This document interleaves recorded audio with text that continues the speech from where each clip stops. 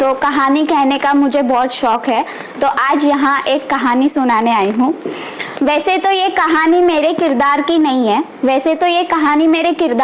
है, पर कभी कभी लगता है कि मेरे किरदार की है। शायद तुम्हें भी लगेगा कि ये तुम्हारे किरदार की है। खैर, किरदार को जाने देते हैं, हम कहानी शुरू करते हैं। एक राजा को प्यार हुआ। प्यार पाना काफी मुश्किल था, क्योंकि प्यार शाही खून से नहीं हुआ था। रास्ते पर रहने वाली मांगना जिसका पेशा था, ऐसी कंचन से राजा को प्यार हुआ। खूबसूरती की मूरत कंचन ने सीखा था। जब कोई ऐसा मिले जो तुम्हें चाहे, जब कोई ऐसा मिले जो तुम्हें चाहे, जब कोई ऐसा मिले जो तुम्हें चुने, जब कोई ऐसा मिले जो तुम्हें समझे, दिल के हर दाग को खुद पे सह ले, तो उसे खोना मत, उसे थाम लेना, उसे खोना मत, उसे थाम लेना। वो इश्क है, उसे अपना नाम देना, वो इश्क है, उसे अपना नाम देना। ये इश्क को पहचान कर कंचन ने शादी के लिए हाँ कर दी। परिवार को समझकर, मनाकर, लड़कर, झगड़कर कंचन से राजा ने शादी कर ली। परफेक्ट एग्जाम्पल कि किस्मत कैसे चमक उठती है कि जब कोई तुम्हें बेपनाह मोहब्बत करता है। पर कहानी यहाँ खत्म नहीं होती, यहाँ से शुरू होती है। एक वक्त था जब सोने के लिए छत नहीं थी। आज वो कंचन महल में मखमल के बिस्तर पर सोती है। एक वक्त था जब उसके पास पहनने कपड़े नहीं थे। आज वो 16 श्रृंगार कर रही है। एक वक्त था जब लोगों की जूठन खाती थी। आज कंचन को 56 भोग परोसे जा रहे। एक वक्त था जब राह चलते लोग उसे धिक्कारते थे। आज उसकी हुकूमत सब मानते हैं। बेशुमार प्यार और इज्जत के साथ ठाठ और माठ में रहने वाली कंचन मन में फिर भी उदास थी। एक कोना जो गुमसुम था, एक कोना जो गुमसुम था।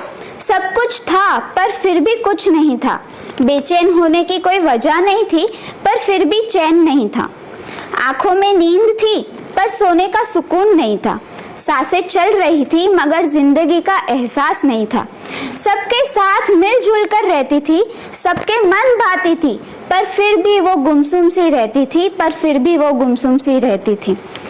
खुद की ये बेचैनी के उलझनों को सुलझाने के लिए उसने एक तरकीब सोची। उसने राजा से कहा कि मन की शांति के लिए मैं कुछ वक्त अपने साथ बिताना चाहती हूँ। ये वक्त में मेरे साथ कोई ना हो, मैं अकेली रहूं, कोई मुझे दस्तक ना दे, कोई मुझे बुलाए नहीं। ये वक्त सिर्फ मैं मेरे साथ रहना चाहती हूँ। राजा ने मंजूरी दे दी। दोपहर को दरवाजे बंद करके रानी अपने शाही पोशाक उतारकर वो मिट्टी से महकते फटे पुराने कपड़े पहनती थी। भीख मांगने का किरदार निभाकर सूखी मगर सुकून की रोटी खाती थी। जमीन पर बिना बिस्तर लेटे घंटे 2 घंटे सोकर चैन की नींद लेती थी। कुछ सुकून के पल बिताकर फिर शाही पोशाक पहन कंचन अपने महारानी के किरदार में फिर आती थी। अपनी जिम्मेदारी फिर निभाती थी। ये महारानी कौन थी, कहाँ थी, उसके साथ आगे क्या हुआ, ये कहानी यहीं छोड़ देते हैं। पूरे दिन दूसरों के लिए हम रिझते हैं। इसकी खुशी, इसका खाना, बच्चे की पढ़ाई, दादी की दवाई, घर की सफाई, त्योहार की तैयारी, जिम्मेदारी, आन बान शान संभालते दिन से रात हो जाती है। पूरा दिन बस दूसरों के लिए ही गुजार लेते हैं। हम भले ही महारानी कंचन के किरदार को बखूबी निभाए,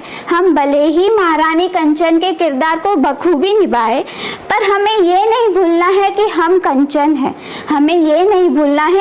कंचन हैं। थोड़ा वक्त महारानी का ताज साइड पर रखकर खुद के लिए थोड़ा वक्त निकालना है। सुकून की जिंदगी भी बितानी है, थोड़े शौक अपने भी जीने हैं। कुछ अपने लिए, कुछ अपनी खुशी के लिए कुछ वक्त निकालना है।